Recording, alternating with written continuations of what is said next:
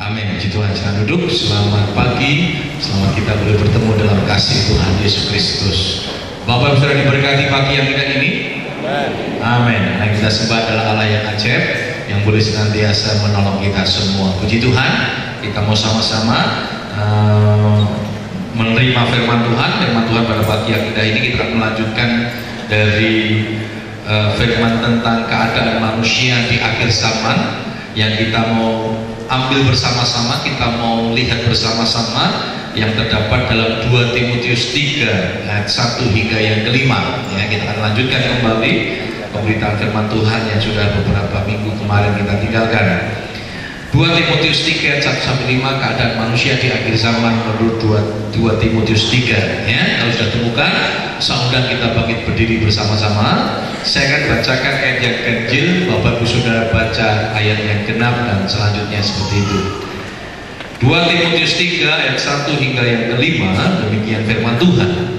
Ketahuilah bahwa pada hari-hari terakhir akan datang masa yang sukar.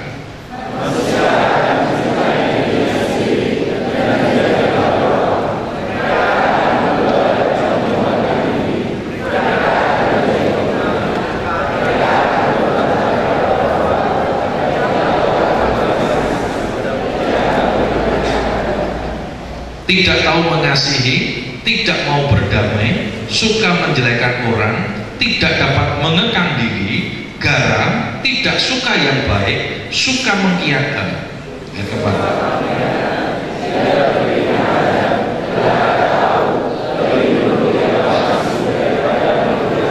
Secara lahiriah mereka menjalankan ibadah mereka, tetapi pada hakikatnya mereka memungkiri kekuatannya. Jauhilah mereka itu. Puji Tuhan. Silakan duduk.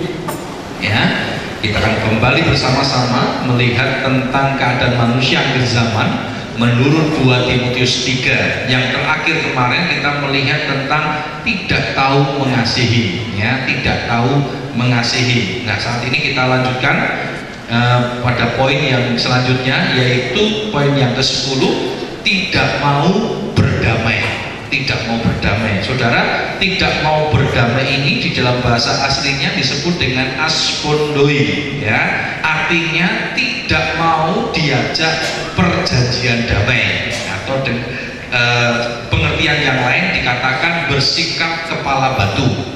Saudara, kita lihat di hari-hari akhir ini banyak sekali terjadi konflik yang pada akhirnya juga sulit itu diadakan perjanjian damai, ya. Secara negara, antara negara, saudara, Korea Selatan dengan Korea Utara semakin memanas. Ini ada Suriah dan berbagai macam, ya, berbagai macam konflik-konflik yang terjadi, dan itu yang memang terjadi di akhir zaman. Dikatakan tidak mau berdamai, ya, terjadi konflik, perang dan sebagainya. Itulah yang terjadi di hari-hari akhir. Firman Tuhan ingatkan di dalam Matius 24, ya, bahwa terjadi peperangan. Saya masih ingat almarhum Tekoje berkata, ya, kita jangan pernah berdoa supaya perang tidak ada, ya, karena itu melanggar, itu bertentangan dengan firman Tuhan. Artinya ya biarkan saja kita berdoa. Yang kita doakan adalah nanti kalau kita lihat di dalam Timotius yang didoakan itu para pemimpinnya, para raja-raja, anak-anak Tuhan, supaya di dalam menghadapi hidup ini diberikan kekuatan. Saudara, firman Tuhan katakan di akhir zaman akan terjadi peperangan. Kenapa? Karena dosa manusia. Bukan karena Tuhan yang kuat, saudara. Karena dosa manusia yang tidak pernah mau bertobat, dan akhirnya dikatakan kepala batu tadi. Kita masih ingat ada peristiwa di Mesir, yaitu Raja Firaun. Pada waktu itu mereka memperbudak, menawan bangsa Mesir, bangsa Israel selama 430 tahun. Lalu Allah akan membebaskan bangsa Israel dari bangsa Mesir. Maka diutuslah Musa yang didampingi oleh kakaknya Harun, lalu mencoba berbicara, ya, untuk mengadakan perdamaian, saudara, supaya Raja Firaun ini membebaskan bangsa Israel dari Mesir. Tetapi mereka nggak mau berkeras. Lalu Allah katakan kalau tidak mau akan ada tulah, ya, diberi tulah, saudara. Tulah yang pertama air menjadi darah. Beberapa hari, saudara, repot, saudara, bayangkan air menjadi darah gimana? Betul, dalam, saudara, bukan berwarna merah seperti darah, Ya, kita seringkali beberapa waktu kemarin pernah melihat jadi India, hujannya itu berwarna merah, bukan darah saudara, warnanya merah seperti darah. Beberapa waktu kemarin di Sulawesi kalau nggak salah, tahu-tahu sungainya itu warnanya merah, warna merah bukan darah, ya, warnanya merah bukan darah, ternyata itu limbah dari cat. Wah, sampai ramai ya, pertama diekspos ramai, wah dikirimkan ke BBM, ke SMS ya, ini fenomena apa katanya, air sungai menjadi merah seperti darah. Ya, ternyata beberapa waktu kemudian disanggah itu merupakan limbah dari pabrik cat yang dibuang ke sungai itu, saudara ya. Jadi apa namanya, bukan darah, tapi ini air menjadi darah. Bayangkan saudara ya, saudara mau ngedorke, mau mandi, darah sudah betul-betul darah yang anjir, betul-betul darah yang anjir. Akhirnya Firaun kalah ya, merasa kalah, dia minta supaya dibebaskan, tapi ternyata mengingkari perjanjian damai itu, ya, tetap tidak mau melepaskan. Dikirimlah kata, saudara ya. Bayangkan, waduh, saya bayangkan kalau kita sekeliling kita kata, tidur di kamar ada kata, ya, yang seneng suike mungkin dipotongi, tapi kalau mau kata yang ribuan, mau belenger saudara ya, gimana caranya? Kalau mungkin kata sekilo luar biasa, saudara ya, dikasih tauco jadi, saudara. Ini kata yang luar biasa, menyerah ya, terus dikasih tulah sampai firman Tuhan katakan apa? Tuhan mengkeraskan hati Firaun karena nggak mau diajak berdamai. Tuhan keraskan hati Firaun, dikeraskan ya, sampai pada tulah yang ke-10. Ada tulah yang paling berat, sudah dikatakan anak sulung mati, malaikat El-Maut diperintahkan oleh Tuhan. Itulah awal mula tipologi dari Paskah ya, tipologi dari Paskah yang pertama itu ada di Mesir, saudara. Tipologinya anak domba Allah dikorbankan dan sebagainya. Nah saudara, Firaun dikeraskan hatinya, tidak mau berdamai dengan Tuhan, akhirnya dihancurkan oleh Tuhan. Karena itu kita biarlah orang-orang yang mau berdamai, minimal utama kita berdamai dengan Tuhan. Banyak orang-orang nggak berdamai dengan Tuhan, saudara ya. Kita tidak pernah mengadakan perdamaian dengan Tuhan, padahal Allah sudah diperdamai, kita sudah diperdamaikan melalui kematian Yesus Kristus di kayu salib. Sejak peristiwa di Taman Eden, manusia terpisah dengan Allah, manusia terputus dengan Allah, manusia hidup di dalam dosa, manusia hidup dengan caranya sendiri. Tetapi kematian Yesus telah memperdamaikan kita dengan Allah. Nah saudara harusnya bersyukur, saudara, kita diperdamaikan dengan Allah yang secara manusia tidak mungkin ada yang bisa memperdamaikan kita dengan Allah, tapi kematian Yesus itu memperdamaikan kita dengan Allah. Maka tirai pemisah antara ruang maha suci dengan ruang suci yang pada waktu itu hanya bisa dimasuki oleh imam besar itu terbelah, bukan terbelah dari bawah ke atas, tapi dari atas ke bawah. Artinya bahwa perpisahan yang selama ini terjadi antara Allah dengan manusia sudah dibuka oleh karena kematian Yesus Kristus. Saudara, di hari-hari akhir ini akan terjadi manusia-manusia yang tidak mau berdamai, manusia-manusia yang hidup di dalam kepahitan. Wahyu 8 ingatkan pada kita ya, saya seringkali sampaikan itu, tapi itulah yang terjadi di hari-hari akhir. Di hari-hari akhir ada satu bintang nanti yang namanya Absintus, saudara ya, yang akan jatuh ke bumi, yang akan masuk ke sumber mata air, dan sepertiga dari makhluk-makhluk yang terairi dengan sumber mata air yang pahit tadi akan mengalami kematian karena kepahitan. Nah ini betapa mengerikan, saudara. Nah, hari-hari ini banyak orang membunuh karena kepahitan, betul saudara ya, membunuh karena kepahitan. Kemarin yang di Bandung ya, sampai saat ini masih diselidiki, saudara ya, karena diduga ada fair gitu, saudara ya, dengan seorang kepolisian. Ini masih diduga, tetapi masih belum ada benang merah untuk mengkaitkan ya. Dikatakan karena dendam, saudara, karena dendam. Kemarin kita ingat dibunuh yang dibuang di jalan tol karena kepahitan, diputus ya, dia diputus cinta, diputus, saudara, akhirnya dia dendam, dibunuh. Dan banyak sekali ya, tidak terima dengan orang tuanya, anaknya yang jadi korban. Di hari-hari banyak orang yang betul-betul dikuasai oleh kepahitan. Karena itu jangan sampai kita mengizinkan hati kita dikuasai oleh kepahitan. Saudara, orang yang pahit kasihan, saudara, karena hidupnya nggak nyaman, hidupnya nggak indah, hidupnya selalu ada di dalam kebencian. Nah, ini tidak sesuai dengan firman Tuhan. Dan orang ini tidak nyaman hidupnya. Karena itu biarlah kita senantiasa hidup di dalam kasih karunia Tuhan. Coba kita lihat Matius 5 ayat yang ke-9, dikatakan demikian. Matius 5 ayat yang ke-9 dikatakan demikian. Berbahagialah orang yang membawa damai, karena mereka akan disebut anak-anak Allah. Saudara, dikatakan berbahagialah orang yang membawa, bukan cinta damai. Bukan cinta damai, saudara. Banyak kita cinta damai. Allah tidak pernah mengajarkan cinta damai. Cinta damai itu gini, saudara. Ya, yang penting mereka mau berantem, ya sudahlah. Yang penting aku nggak berantem, aku nggak konflik. Mau temen saling konflik, ya silakanlah. Yang penting aku nggak konflik.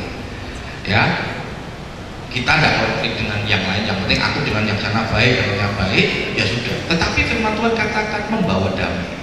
Kita harus membawa damai, membawa kedamaian bagi setiap orang dimanapun Tuhan tempatkan kita. Ketika kita di pekerjaan, jadilah pembawa damai di pekerjaan. Ketika kita ada di lingkungan tempat tinggal kita, jadilah ya kita pembawa damai di tempat tinggal di mana kita ada, di sekolah, di pelayanan, dimanapun kita ada. Biarlah kita menjadi pembawa damai. Nah, ini yang Tuhan mau. Dunia boleh kondisinya tidak ada di dalam damai sejahtera, kehilangan damai sejahtera. Tetapi orang-orang yang tinggal di dalam Kristus, dia akan ada selalu dalam damai sejahtera. Masih ingat sebelum Yesus naik ke surga, dikatakan apa? Tuhan meninggalkan damai sejahteranya.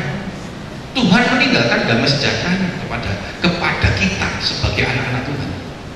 Ya, karena itu kalau kita sampai kehilangan damai hari-hari ini, sudah kita perlu minta kepada Tuhan supaya kita diberikan hati yang penuh dengan damai sejahtera, sukacita.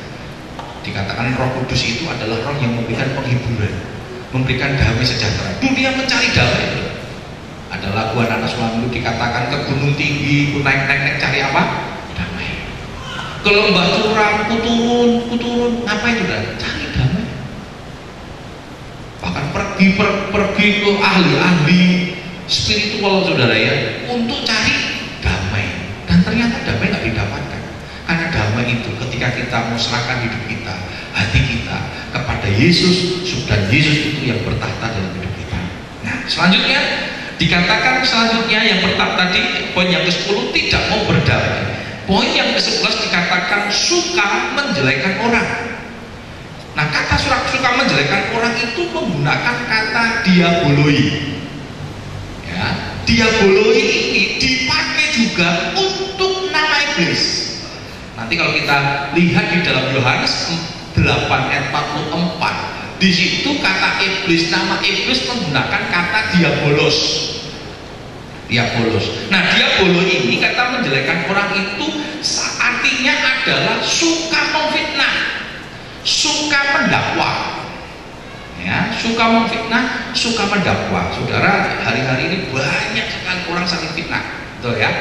Ini ramai juga ya, kita baru ini nanti tanggal 9 ya, tanggal 9 April coblosan, saudara ya, hati-hati ya. Saudara pilih apa namanya yang sesuai dengan hati nurani ya, pilih yang saudara kenal dengan baik, saudara ya. Untuk yang DPRD kota ya, pilih orang-orang yang memang saudara kenal dengan baik gitu ya, yang kira-kira dapat apa namanya memberikan aspirasi kita, walaupun tidak usah berharap banyak, saudara ya.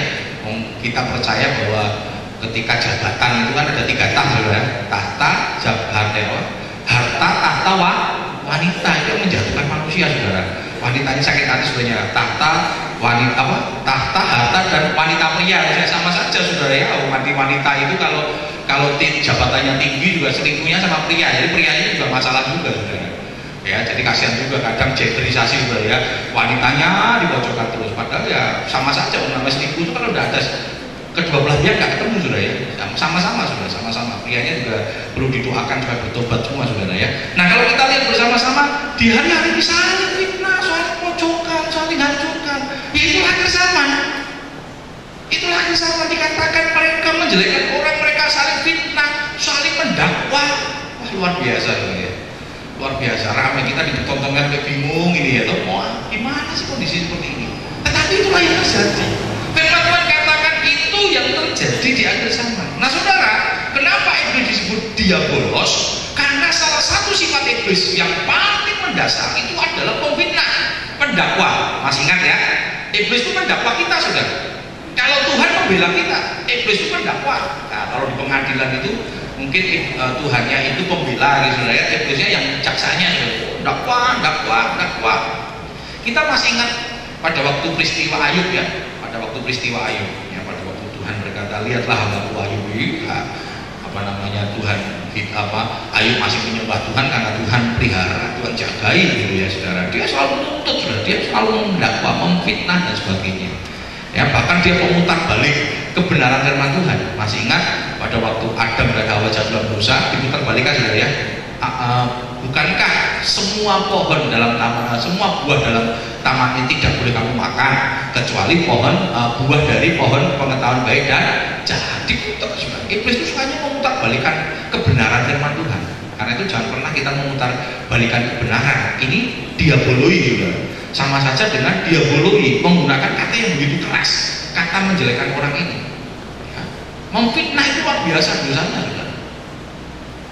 Memfitnah itu luar biasa dosanya.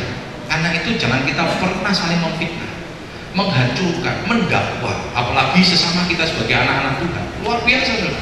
Saling fitnah, saling dakwa, bukan bicara kebenaran. Saudara, kalau tahu saudara kita seiman jatuh dalam dosa atau hidupnya nggak benar, firman Tuhan katakan panggil, nasihati dia, ingatkan. Saudara, kita ingatkan. Saudara juga tidak boleh lihat saudara kita berbuat salah kita diam saja, bahkan mendukung, bahkan mensupport. Tahu itu salah, tahu teman kita selingkuh, saudara, bahkan dipanggil, ojo ngomong-ngomong bojoku yo, kata saudara. Loh, jangan, saudara, katakan dan pokoknya bertobat. Nggak bisa, nggak betul itu, saudara. Dan saudara simpan dosa ini, saudara nasihati. Soal dia tidak mau bertobat, ya itu bukan urusan kita. Tetapi saudara harus sampaikan kebenaran. Saudara sampaikan kebenaran. Tapi bukan memfitnah. Memfitnah itu bicara tidak sesuai dengan fakta. Ya, bicara tidak sesuai dengan fakta. Saudara lihat ini, baru ada seseorang yang berjalan berdua. Ya, bukan suami istri, saudara, berjalan berdua, ramai, saudara. Aku ngerti sih agak mau selingkuh katanya. Loh, saya ngerti melakukan loro katanya. Melakukan mana loro, padahal makannya sudah ada, saudara. Dia hanya lihat jalan berdua. Woi, malah check in, kata saudara. Wah, repot, saudara. Mungkin dia teman kerja, kita nggak tahu, saudara kan? Teman kerja disuruh perusahaannya. Banyak sekali isu-isu beredar, fitnah beredar. Apalagi sekarang ada media, saudara ya. Waduh, ngeri, saudara ya. Saling hantam, saling serang di sana. Saudara, kita sebagai anak-anak Tuhan harus tetap menjadi terang. Ya, kita tetap menjadi terang. Jangan pernah mendakwa. Kita doakan, saudara. Kalau saudara nggak berani ngomong, kalau dia salah kita nggak berani ngomong, mending didoakan saja. Jangan pernah sebarkan berita-berita itu. Bersikaplah seperti Ham dan Yafet, Sem dan Yafet. Saudara, Sem dan Yafet. Masih ingat ketika Nuh ya mabuk, ya ketika Nuh mabuk, saudara, dia telanjang. Orang mabuk itu ya namanya nggak sadar, saudara ya, nggak mabuk itu dia mungkin panas sudah dibuka bajunya telanjang, saudara. Waktu Ham ingat dia ketawa, saudara. Bapak itu tuh, katanya, bapak itu tuh orang ngerti turun ini, ketawa, saudara. Dia ketawa, dia cerita tentang bapaknya yang telanjang yang mabuk, saudara. Tetapi apa yang dilakukan Sem dan Yafet? Ketika Sem dan Yafet lihat bapaknya telanjang, saudara, dia nggak mau lihat bapaknya. Dia ambil kain berdua di ujung dengan ujung sana, dia nutupi dengan cara mundur, saudara. Artinya dia nggak mau buka di airnya bapaknya. Dia tidak mau mempermalukan bapaknya. Ini yang harus sikap kita, saudara. Saudara ngerti ada orang mungkin yang berbuat salah, berbuat dosa, pimpinan kita, atau mungkin tahu ada hamba Tuhan yang berbuat dosa, berbuat salah. Jangan beberkan aibnya, saudara. Bukan berarti kita nutupi dosanya, tidak. Doakan supaya orang ini bertobat di jamaah Tuhan. Sebab kalau nggak bertobat kasihan saudara, betul? Kalau nggak bertobat itu kasihan. Kita doakan supaya orang itu bertobat. Jangan jadi diabolo yang mendakwa, yang memfitnah, dibeberkan, bahkan cara pembeberannya. Saudara, manusia itu nggak benar, saudara. Ketika saudara mencoba membela sebuah kebenaran, pasti ditambah-tambahin. Karena itu firman Tuhan katakan apa? Jangan kita menghakimi, sebab penghakiman itu miliknya Tuhan. Tuhan yang punya hak untuk menghakimi. Pembalasan itu haknya Tuhan. Sebab manusia tidak adil, saudara, tidak adil. Maka ada di hukum Taurat dikatakan gigi ganti gigi, betul nggak saudara? Saudara dipukul orang, giginya putus satu, ompong satu. Oh, saudara pengen balas. Kalau balas biasanya mau ngompongin berapa, saudara? Nah itu nggak cuma satu, ompong kabeh, juga nanti yang kita pukul pakai gigi palsu, saudara. Pembalasan itu kejam, lebih kejam, cuma ada pembalasan itu lebih kejam, sangat kejam sekali. Saudara lihat Hitler, kenapa dia bunuhin orang-orang Yahudi? Dia punya kepahitan dengan orang Yahudi, saudara. Dibunuh dengan cara yang kejam. Dia pahit gara-gara ibunya meninggalkan dia, ya, meninggalkan bapaknya, meninggalkan anak-anaknya, menikah, ya, dengan seorang pemuda Yahudi. Sejak itu dia punya kebencian sama orang Yahudi. Makanya waktu dia memimpin, dia menjadi pemimpin Nazi, saudara, pemimpin dunia, ya, dia menguasai, dibunuh, saudara, dengan cara yang kejam, dibuat kelinci percobaan, dimasukkan ke dalam ruangan besi, didesak di situ, ditutup, lalu dikasih racun, gas beracun. Wah, lihat orang Yahudi mati semua, saudara. Saya waktu di Israel kemarin, saudara, di daerah Nazaret kalau nggak salah, ya, waktu itu kita mau makan di sebuah restoran, ada lift kecil, liftnya kecil, saudara, liftnya kecil. Kita masuk, saudara. Saya yang pertama dulu masuk, saudara, udah masuk dipepet, orang pada masuk, ya, padahal cuma naik satu lantai, ya, naik satu lantai, karena ada lift biasa manfaatkan. Tapi yang namanya buku sudah masuk semua. Saya bilang, over, saya bilang, coba keluar dulu. Lainnya, saudara, masuk, sudah posisi sudah itu satu kecil itu mungkin ada berapa orang, 8 atau 7 orang, kan nanti saya udah beri pepet gitu, saudara. Nah, tahu bisa coba tuh. Kalau bunyi nanti keluar, nggak bunyi, saudara, langsung bisa nutup. Tapi nggak mau naik, nggak mau turun, saudara. Saya belum pernah yang namanya kekunci, saudara. Itu begitu bilang nggak bisa, itu nggak tahu. Saya tuh seperti orang ketakutan, saudara. Saya paling nggak tahan dengan berdesakan, sampai nggak tahan, saudara. Naik bus itu makanya saya nggak mau duduk di tengah, saudara. Berdiri di tengah saya nggak bisa, kalau berdesak-desakan itu orang bingung, saudara. Orang bingung. Makanya kalau di Jakarta naik bus itu pokoknya di dekatnya pintu aja. Biasanya kalau konduktor bilang naik masuk masih kosong. Dalam arti kosong apaan ya? Sudah tengah terus, saudara. Dari pinggir tengahnya mepet, ya. Saya pokoknya berdiri aja di pintu gitu, saudara. Pokoknya pura-pura nggak dengar, saudara. Karena saya nggak tahan. Saya langsung seperti orang bingung. Ya, ibu-ibunya udah bingung juga, saudara. Tolong. Saya bilang, tolong sama siapa ini, nggak dengar, ya, sudah bingung. Sekian detik itu seorang blank, ya. Seorang takut, lemes semua itu, ya. Gimana gitu, ya, sudah saling nyalahkan. Kalian ini kan sih disuruh jangan masuk malah masuk gitu. Mungkin ada 1 menit, saudara. 1 menit itu seperti 1 jam rasanya. Bingung saya, gimana caranya, ya? Ada telepon itu kan sudah di-delete, biasanya ada ya untuk call, ya. Cuma saya lihat nggak ada satpam di situ, waktu rumah makan kecil, saudara. Nggak ada satpam, nggak tolong, gedor, saudara, punya. Terus saya bilang, diam dulu. Terus tiba-tiba pencet nomor 1 lagi, saya bilang, pencet. Kalau nggak pencet buka. Jadi hanya buka dikit, tutup lagi, buka dikit, tutup. Jadi buka sedikit, hanya berapa senti, sudah tutup lagi. Terus saya masih ingat, link ini kan sebenarnya bisa dibuka, saudara, kan dia nggak keras gitu loh. Saya langsung dari belakang masukkan tangan saya buka, haleluya, lari saya ditinggal sendirian, saudara. Ibu-ibunya lari semua, saya ditinggal sendirian. Aduh, rasanya seperti apa, saya bilang. Saya membayangkan, aduh, ini harus berapa jam lagi, berapa jam kejepit. Saya bukan masalah ini, saya bisa lemes, saudara. Saya sudah terlalu kebingungan, saudara. Nah, sudah bisa bayangkan, ya. Orang Yahudi pepet dikasih racun mati, ya. Orang Yahudi bukan dimasukkan ke balok es. Ini pemikirannya begini, saudara. Makanan itu kalau dibekukan, di freezer kan tahan lama, saudara, ya. Nanti dibuka. Nah, jadi si Hitler ini orang Yahudi mau di freezerkan gitu, ya, dibekukan. Nanti berapa tahun dicairkan lagi, hidup lagi gitu, saudara, ya. Buat kelinci percobaan. Bayangkan, saudara, kalau baca, ya, kekejaman itu pada orang Yahudi ngeri. Kenapa? Gara-gara tadi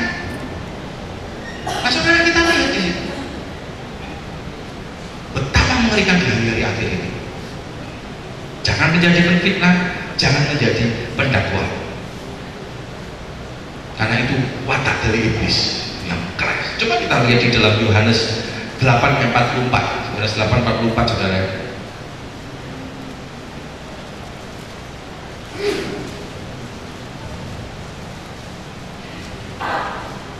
Dikatakan demikian, apa sebabnya kamu tidak mengerti? 43:44, apa sebabnya kamu tidak mengerti bahasaku? Sebab kamu tidak dapat menangkap firmanku. Iblislah yang menjadi bapamu, dan kamu ingin melakukan keinginan-keinginan bapamu. Ia adalah pembunuh manusia sejak semula dan tidak hidup dalam kebenaran, sebab di dalam dia tidak ada kebenaran. Apabila ia berkata dusta, ia berkata atas kehendaknya sendiri, sebab ia adalah pendusta dan bapak dari segala dusta.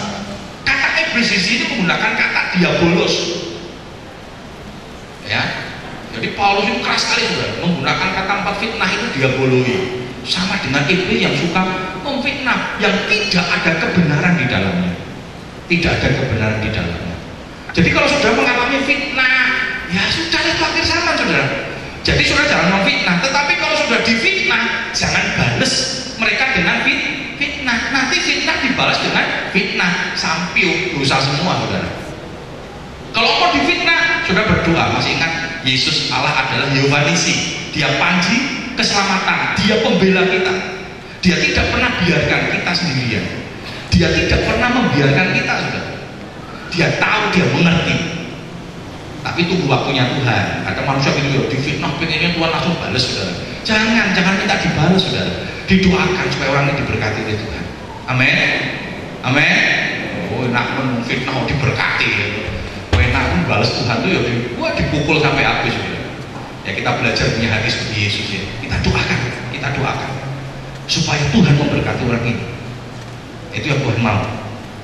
Poin yang ke-12 dikatakan tidak dapat mengekang diri. Tidak dapat mengekang diri itu menggunakan kata akrateis. A itu tidak, krateis itu dari kata kratos. Kratos itu otoritas. Artinya tidak dapat mengekang diri itu tidak tunduk kepada otoritas atau pemberontak. Ya, ada banyak, saudara, ya, orang-orang yang tidak mau tunduk kepada otoritas. Ketika engkau bekerja, engkau tidak tunduk kepada otoritas, tidak tunduk kepada pimpinan. Saudara, kita belajar untuk tunduk kepada pemimpin negara kita. Saudara, sudah, ya, presiden kita, gubernur kita, wali kota kita, RT ya, atau RW, lurah, saudara. Mereka dipakai oleh Tuhan. Firman Tuhan katakan tunduklah kepada para pemimpin. Tunduk. Setiap kebijakan yang dibuat ya kita belajar untuk tunduk, saudara, kepada otoritas. Allah tidak pernah mengajarkan kepada kita untuk melawan otoritas. Makanya demo-demo Allah tidak pernah izinkan, saudara. Jangan pernah demo-demo lah. Apalagi menggiatkan penggiat demo, saudara, ya. Wah, di perusahaan ya, enggak, kebijakannya kita nggak setuju, kita menjadi penggerak yang memprovokasi teman-teman, yuk di demo, yuk pimpinan kita. Saudara, kita nggak pernah ajarkan itu, nggak pernah ajarkan itu. Ya, Allah tidak pernah mengajarkan berdemo, tapi Allah mau kita ada cara yang Allah izinkan, Allah mau kerjakan, yaitu apa? Ketemu ngomong, empat mata dikatakan, ngomong, bicara, mending kita bicara, sampaikan. Seringkali kita berani, ada pimpinannya nggak berani, saudara, tapi kita menggerakkan untuk orang lain juga tidak taat, tidak tunduk kepada pimpinan kita. Di perusahaan, dimanapun kita ada, kita belajar tunduk kepada otoritas. Kita belajar dapat mengekang diri kita, ya, menguasai diri kita, tidak dikuasai. Masih ingat? Kalau kita lihat tokoh-tokoh Alkitab dipakai oleh Tuhan, bukan dengan pemberontakan. Ada Daud, kan? Daud itu dipersalahkan, saudara, oleh Saul, dikejar-kejar. Dia punya pasukan juga. Daud tinggal ngomong, kita balik serang, dia bisa serang, saudara. Ini pasukan Daud, pasukan yang luar biasa. Mungkin kalau di negara kita itu Kopassus, saudara. Ini pasukan tempur, saudara, yang selalu memenangkan pertempuran. Saul sakit hati sama Daud karena Saul itu memenangkan pertempuran hanya beribu-ribu, Daud berlaksa-laksa. Pasukannya Daud ini pasukan hebat, saudara, dan yang saya kira diberkati oleh Tuhan. Tapi dia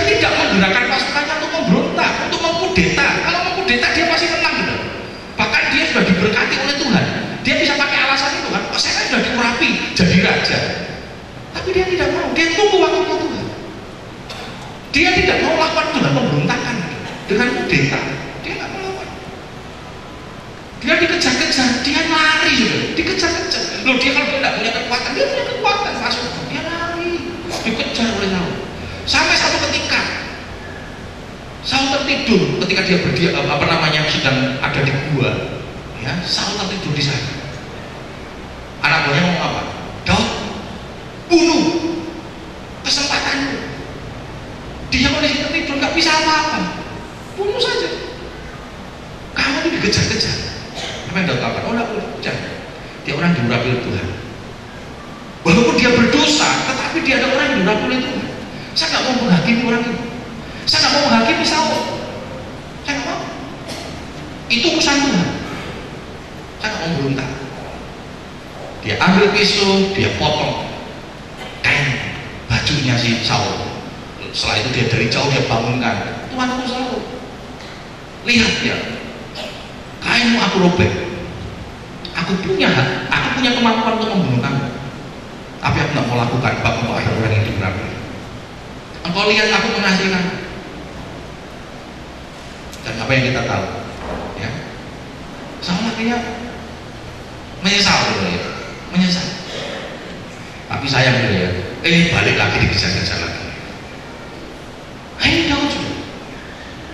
Ada Daniel, Sadrak, Mesak, Abednego.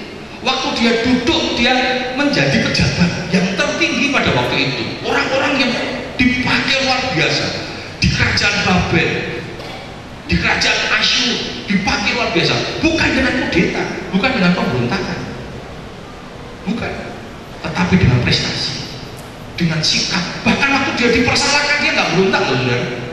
Ya kan, dia persalahkan, masuk gua singa, masuk dapur api, dia nggak berontak. Dia nggak berontak. Dia terima itu, ikuti saja. Karena dia percaya Tuhan itu tidak tidur, ya, betul? Tuhan kita nggak pernah tidur, Tuhan nggak tutup mata. Jadi kalau kita dipersalahkan, belajar diam juga, nggak usah bela diri.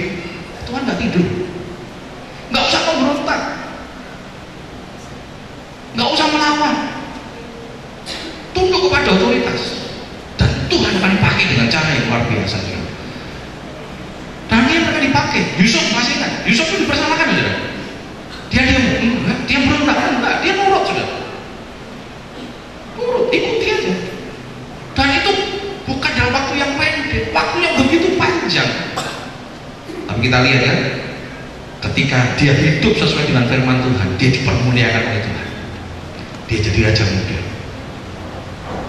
Kalau kau mengalami mungkin hari-hari ini rasa yang tidak adil oleh pimpinanmu di pekerjaan, dimanapun kau ada, ingat, tunduk kepada otoritas, jangan memberontak. Bersikaplah sebagai anak-anak Tuhan. Yesus tidak pernah berontak, betul nggak? Ingat tak pada waktu minta untuk bayar pajak, ya, Tuhan Yesus katakan apa? Tidak perlu bayar pajak sebenarnya, nggak perlu. Kan pajak itu memberatkan. Tapi Tuhan katakan apa? Tetapi kita harus tunduk kepada otoritas supaya kita tidak jadi batu sandungan. Maka dia supaya terus apa, saudara? Pergi ke Danau Galilea, mancing, saudara, mancing ikan, lalu dibelek ikannya, ada uangnya, saudara, betul ya? Makanya sekarang saudara kalau pergi ke Danau Galilea di Israel sana, saudara pasti diajak makan ikannya Petrus. Namanya ikan Petrus, saudara. Saya tanya, ikan Petrus apa? Sok bayangan ikan Petrus apa? Mujair, saudara, ternyata. Di sini tuh mujairnya gede.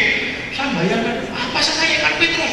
Di Indonesia nggak ada, katanya, yang kalet itu apa, yang ekornya.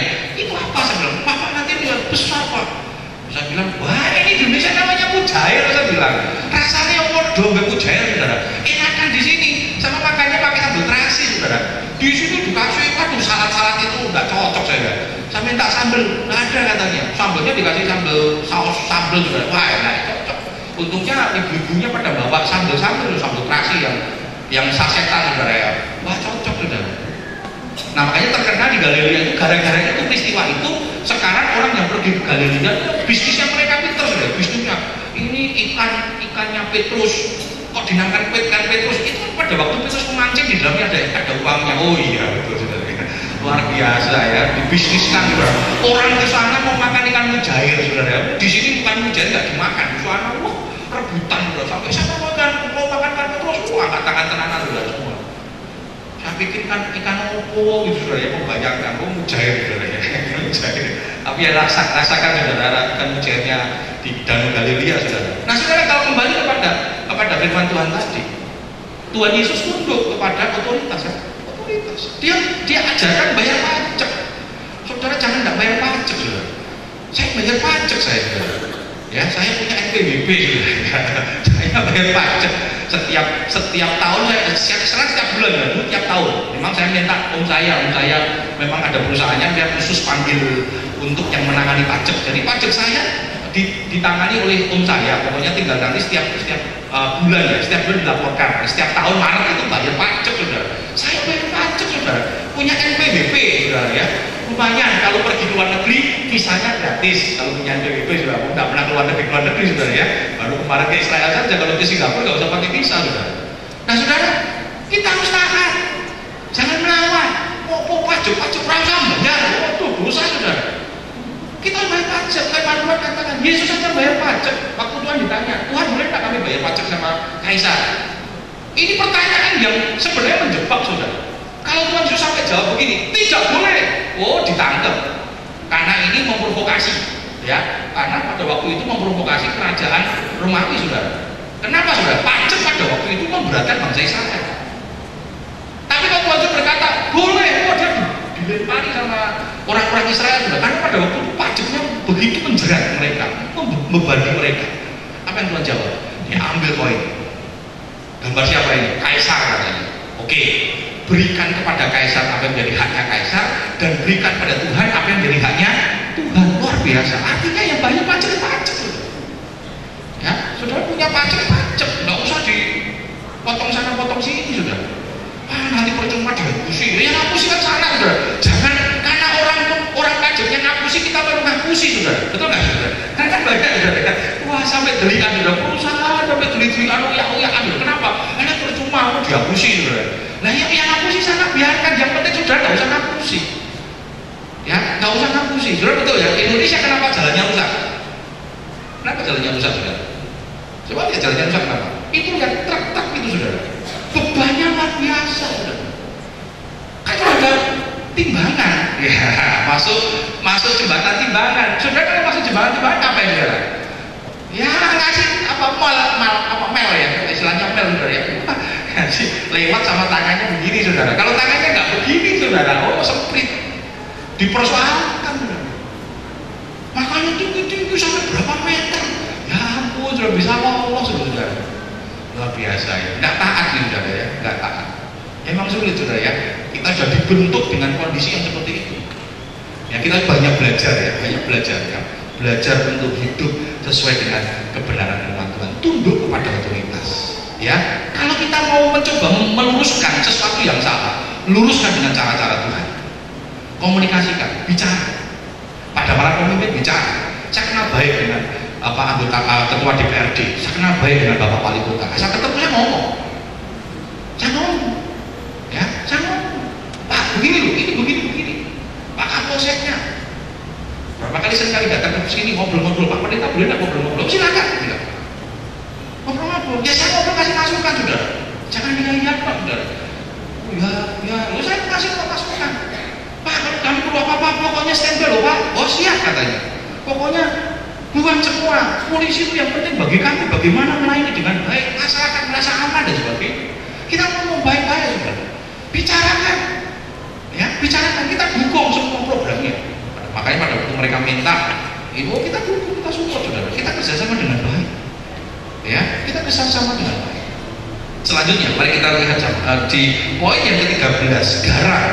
Ya, kata garang itu menggunakan kata anemeroi, artinya liar, kejam, biadab. Keras sekali saudara, ganas ya. Maka dikatakan garang, liar, kejam, biadab. Kenapa? Karena tidak mau dikendalikan oleh firman Tuhan. Akibat orang yang tidak mau dikendalikan oleh firman Tuhan, dia menjadi garang. Dia menjadi liar, bahkan saya lihat di terjemahannya dikatakan biadab, kejam, luar biasa. Hari-hari ini banyak orang kejam, orang nggak peduli, orang biadab. Ini yang terjadi sudah. Pembunuhan, pembantaian, peperangan. Coba lihat sudah. Kita nggak peduli lagi. Keadaan-keadaan mengerikan ini terjadi. Kenapa? Karena mereka tidak tunduk kepada firman Tuhan. Dia tidak mau dibentuk oleh firman Tuhan. Masih ingat ada 4 macam sikap hati. Ada yang jatuh ke jalan, sama sekali tidak mau dibentuk. Firman Tuhan dia tidak mau terima. Dan orang yang tidak mau hidup dibentuk oleh firman Tuhan, dia akan menjadi garang. Dia tidak mengerti kebenaran firman Tuhan. Hanya keinginan nafsunya saja yang akan menguasai dirinya. Karena itu izinkan firman Tuhan membentuk hidup kita. Firman Tuhan membawa hidup kita. Firman Tuhan itu boleh menjadi kekuatan kita. Coba kita baca Roma 2 ayat 6 sampai 8 dikatakan demikian. Roma 2 ayat 6 sampai 8 dikatakan demikian. Ia akan membalas setiap orang menurut perbuatannya, yaitu hidup kekal kepada mereka dengan tekun berbuat baik, mencari kemuliaan, kehormatan dan ketidakbinasaan. Tetapi murka dan geram kepada mereka yang mencari kepentingan sendiri, yang tidak taat kepada kebenaran, melainkan taat kepada kelaliman. Tuhan akan murka kepada orang yang tidak mau hidup di dalam kebenaran. Kenapa? Dia akan menjadi garang, dia menjadi liar, dia menjadi kejam. Dia tidak mungkin bisa mengasihi kalau dia tidak dibentuk oleh kebenaran firman Tuhan. Saudara bisa mengasihi dengan kasih Tuhan adalah ketika kita mengizinkan firman itu membentuk hidup kita. Yang terakhir dalam poin ini, yang ke-13, tidak suka yang baik. Tidak suka yang baik. Di hari-hari akhir ini banyak orang tidak senang yang baik. Kalau sesuatu yang baik itu benar, rasanya dianggap sesuatu hanya rasa rohani katanya. Loh, itu lucu sudah. Kita ini harus rohani, bukan rohana. Kita harus rohani. Betul-betul hidup rohani, hidup suci, hidup kudus. Dan Tuhan katakan, kuduslah kamu sebab aku kudus. Orang hidup kudus itu bukan kemayu. Orang hidup kudus itu bukan kemaki, saudara, tetapi sebuah kewajiban. Kita sebagai anak Tuhan harus hidup kudus karena itu firman Tuhan. Nah, di hari akhir orang tidak suka yang baik, orang membenci yang baik, saudara. Luar biasa ini. Nggak senang sesuatu yang baik, nggak senang, saudara. Senangnya nggak baik. Geng-geng terjadi buat apa, saudara? Melakukan sesuatu yang nggak baik, yang baik-baik nggak senang, saudara. Ya. Dan mereka nggak punya alasan. Alasannya apa? Senang-senang. Bacok orang, alasannya apa? Senang-senang. Nyiram dengan air panas, senang-senang kok. Cuma kalau orang lain kesakitan, ya, orang lain menderita, rasanya puas. Tapi itu yang terjadi, itu hari-hari akhir. Itu yang ada di sekitar kita. Tetapi yang menjadi firman Tuhan tadi di ayat yang kelima yang terakhir dikatakan, jauhilah mereka itu. Jauhilah ini artinya sifat-sifat mereka. Jangan sampai karakter-karakter ini, kondisi-kondisi ini terjadi bagi kita anak-anak Tuhan di akhir zaman ini. Kita harus terus minta kekuatan Tuhan supaya kita dimampukan.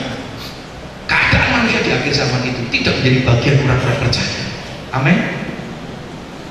Ini yang terjadi di hari-hari akhir. Saudara, Tuhan mati buat kita. Buat apa, saudara?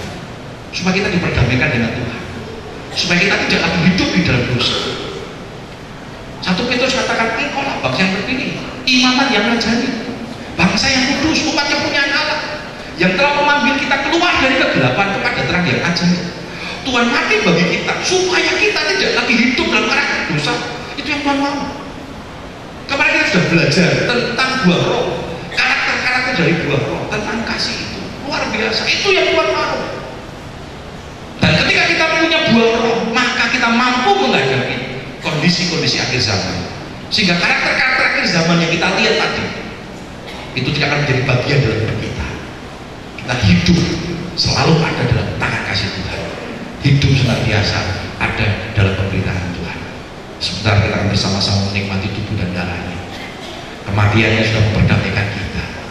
Kematiannya sudah menebus kita dari dosa. Kita yang hidup dalam karakter-karakter dosa, sudah diampuni oleh Tuhan, kita sudah diperdamaikan oleh Tuhan. Dan Tuhan mau sekarang kita hidup di dalam kebenaran firman Tuhan. Tidak gampang, dan ada keinginan mata, keinginan daging dan gangguan hidup yang selalu menguasai kita. Tapi percayalah, ketika engkau mau mengizinkan firman Tuhan itu membentuk dalam hidup kita, maka kekuatan firman Tuhan itu